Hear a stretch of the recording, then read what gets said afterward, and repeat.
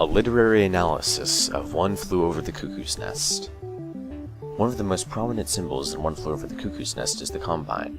This seemingly omnipotent construct acts as an analogy for Chief's mental condition, and allows us a glimpse into the inner workings of his mind as the book attempts to explain the connection with his past history and the events going on in the mental ward.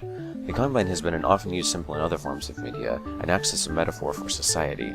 Chief believes that society is a giant combine, taking people in and spitting them out exactly the same, exactly the way it wants them to be. Using this metaphor-analogy combo, we can get a more in-depth look into how Chief's mental state develops throughout the novel. The beginning of the book introduces us to Chief's original view on society. The Combine is mentioned frequently here, and he mentions how the big nurse is able to control the Combine in order to shape the patients to her liking. He sees himself as a lone survivor against this mess, and is convinced that he keeps his head low in order to avoid its influence.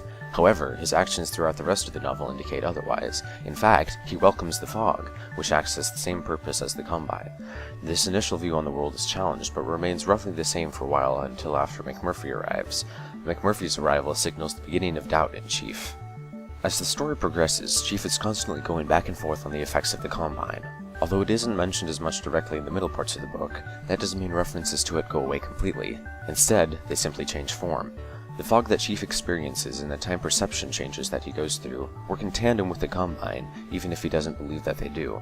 The fog is essentially the Combine, except it is positive in Chief's eyes.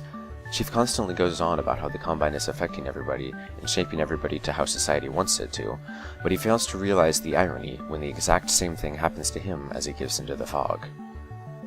Eventually, Chief does begin to realize that the Combine doesn't really have an effect on him. Even if the Combine remains a metaphor to society, he begins to realize that it has less influence than he once said.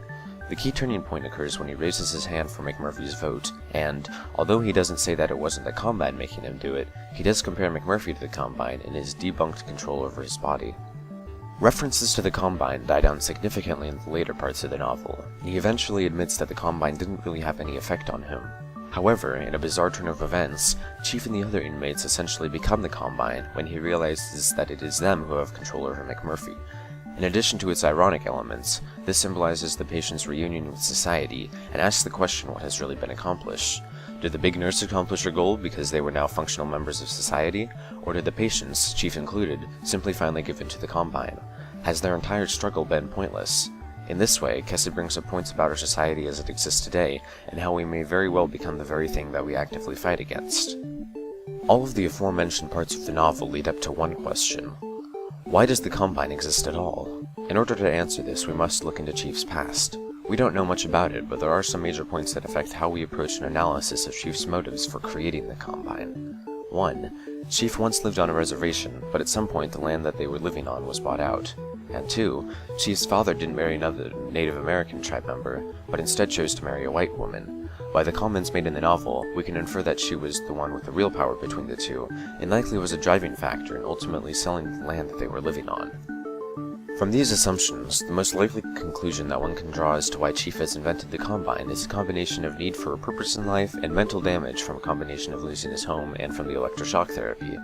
The biggest reason that he has created this idea of the Combine is simply because he has no purpose in life.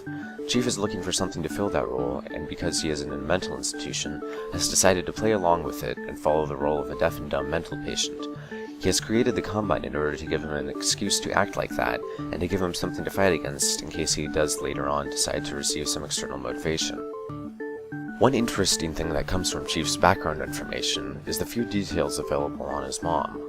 One can infer that, because she was assuredly a factor contributing to the eventual sale of the preservation land, she's been lumped together with the Combine. This transfers the role of caretaker from his mother to the Combine, and eventually to Nurse Ratched. Once again, this explains why Chief is so willing to go along with what the big nurse and the rest of the staff on the ward have to say. The Combine, although a creation of Chief's mind, has some clear similarities to how we perceive the world. It addresses concerns about standing out and making a name for ourselves, and what might happen if we eventually do accomplish that goal. Ultimately, this novel questions our idea of society and the idea of normality that has been forced on us.